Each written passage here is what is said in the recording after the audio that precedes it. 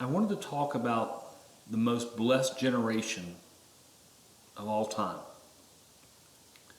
and that's us. And I don't know that that is even disputable.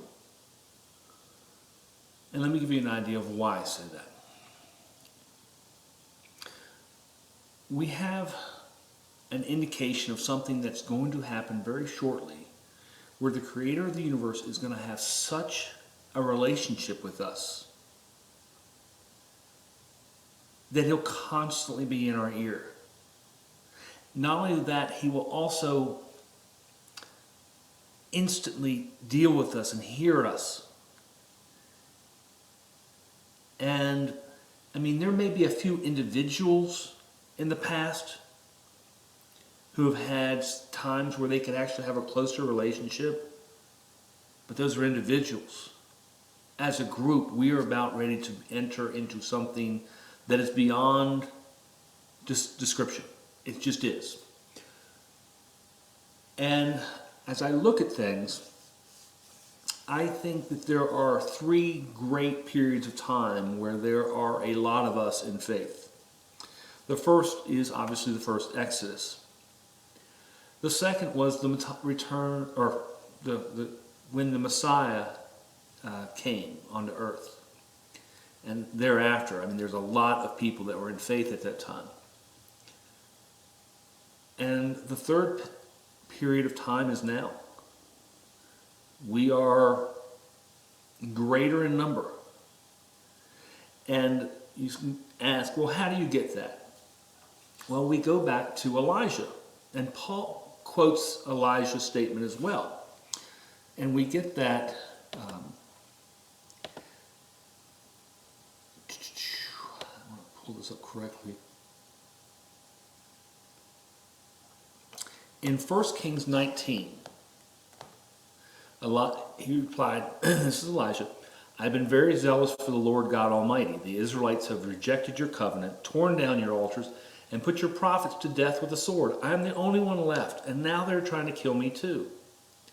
And in 1 Kings 19:18, he has answered, Yet I reserve 7,000 in Israel, all whose knees have not bowed down to Baal, nor whose mouths have not kissed him. And it's always interesting that he uses Baal there. But basically, the Creator is keeping 7,000 to him, except for these three major times in life. Now, let's see where Paul says the same thing in Romans 11. Romans 11:1. I ask then, did God reject his people? By no means. I am an Israelite myself, a descendant of Abraham from the tribe of Benjamin. Romans 11:2. God did not reject his people, whom he foreknew. Don't you know what Scripture says in the passage about Elijah, how he appealed to God against Israel? Romans 11:3. Lord, they have killed your prophets and torn down your altars. I am the only one left, and they are trying to kill me. Romans 11:4. And what was God's answer to him? I have reserved for myself 7,000 who have not bowed the knee to Baal. Romans 11:5. So too at the present time there is a remnant chosen by grace. So again, we have this issue of the Creator has a certain number for him. And during the Exodus, he's going to have a certain number as well. But let's look at where I really get into this. Okay, and before I do, I want to also talk about one other issue. Because certain individuals may have had a closer relationship than what we're about ready to have. But I would put them as individuals. And let's talk about this. In Numbers 12, we have the issue that Aaron and Miriam were grumbling about Moses, and basically where he was marrying the Ethiopian woman. And if you're talking about the high people in Israel, other than Moses, it would be Aaron and Miriam. And the Creator lets them have it. It said in Romans 12:8, with him, speaking of Moses, with him I speak face to face, clearly and not in riddles. He sees the form of the Lord. Why then were you not afraid to speak against my servant Moses? This is probably the number, not probably, this is number 2 and number 3 person in Israel at the time. And he's like, you're 2 and 3. Why would you even think you could speak up against Moses, who I appear to personally? Now, why do I say that? Well, because of Isaiah 30. And that's really where this kind of lesson comes from, is Isaiah 30. And I built around it to come up to the great point. And I'll start with verse 19.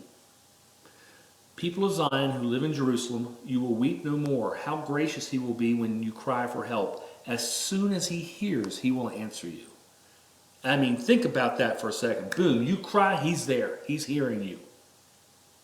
And not only hears you, answers you. Wow, what a relationship. That's telling us the extent of the relationship he's going to have with us.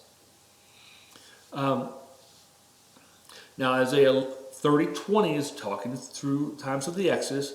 Although the Lord gives you the bread of adversity and the water of affliction, your teachers will be hidden no more. With your own eyes you will see them.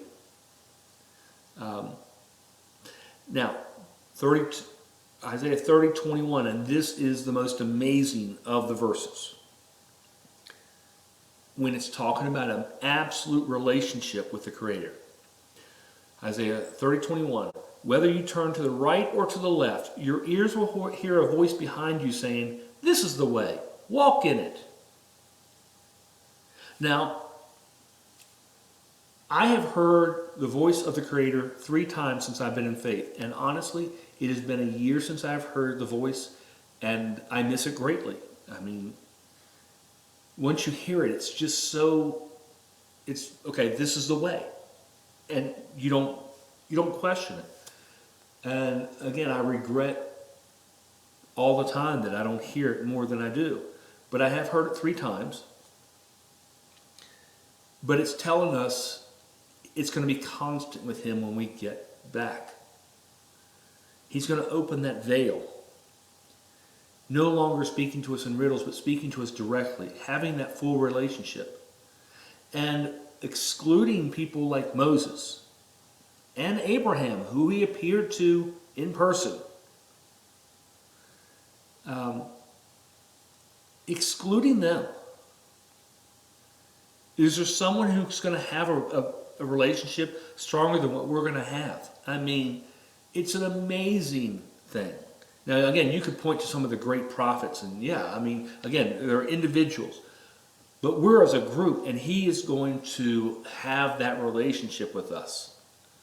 What an amazing thing to have him always in the back of your ear. I want you to go that way.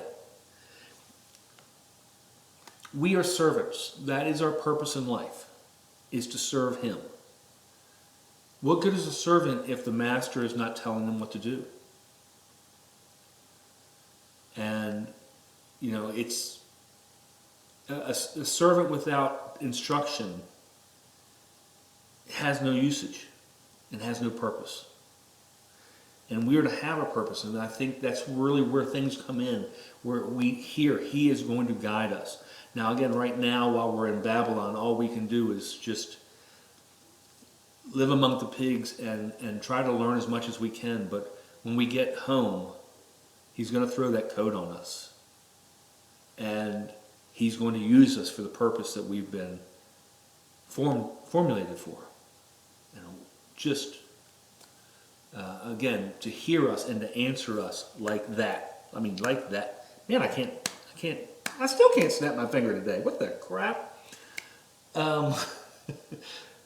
But that an immediate answer. Just an immediate, you know, as I have a question, I wonder what I should do in this situation. Do this. Okay. Boom, I do that. I mean, that's a beauty that right now we can only dream about. And it's coming. And that's why I say we are the most blessed generation. Those in the first Exodus, they had Moses there. Did they have the Messiah? No. Those in the time of the Messiah, he was there. But how many people were really around him to talk to him and to hear him all the time? we're going to be in a situation where he's going to be able to dictate to us all things at all time. And especially with the Day of Trumpets coming up. And I think, and I've been thinking about this so much lately, of how blessed it is in our generation. Because in all prior times, that was the beginning of the month.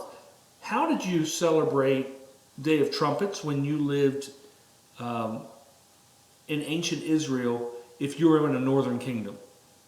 Were you around Jerusalem? You know, they would have to send out a messenger. How long does it take for a messenger to get up to the land of Gad or to Asher or Naphtali, the most northern segments? Could they do it in a day? So you would miss the holiday because you couldn't see what happened in Jerusalem. But we live in an age of computers and phone calls. And I believe we'll have computers and phone calls when we return to the kingdom too. And so right now we can look online and we can see within hours of the crescent moon being sighted in Jerusalem, we can see that. There will be news about that online. We can then say, oh, this is now Day of Trumpets. That's something they did not have in the past, and we do. We have that ability to celebrate trumpets like nobody before us. When the new moon is sighted each month, we can know.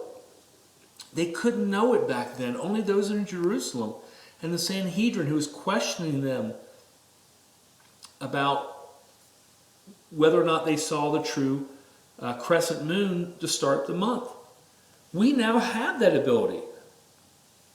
We can be in the furthest point of the world right now and know it. And when we're back in the kingdom, whether you are in the most northern kingdom, which would be Dan, or the most southern kingdom, which would be Gad, it doesn't matter because you can have instantaneous access. The moon was sighted. This is the first of the month.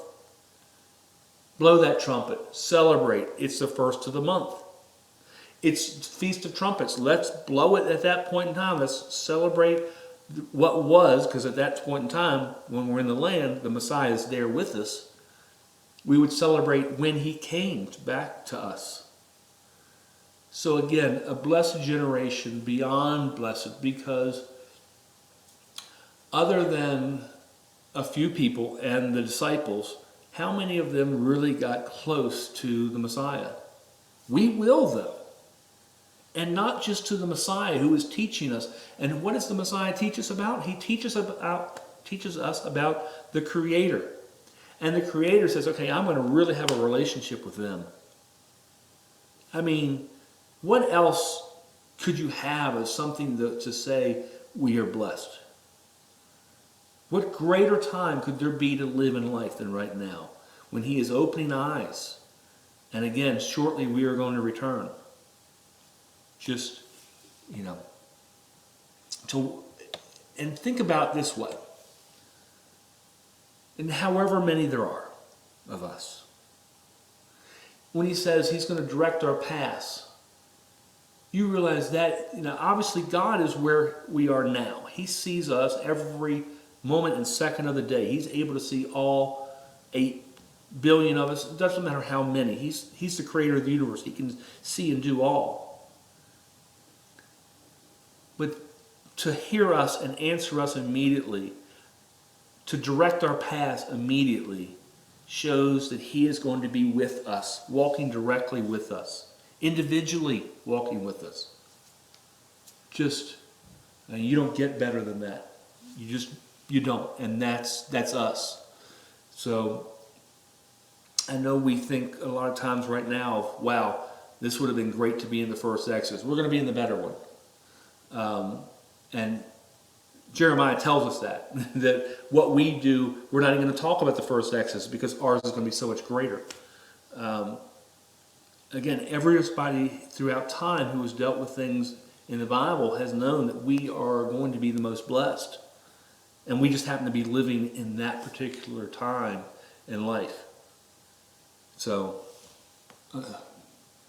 there's nothing else to say other than that, other than amazing. And there's another point about why we are the most blessed. and I think this is actually even the larger issue. At some point in time, we're still going to die. It's appointed once for every man to die. How long we have in the kingdom, that's going to be based on each individual. But our lifespan should increase, and the fact that our lifespan increases is not the issue here.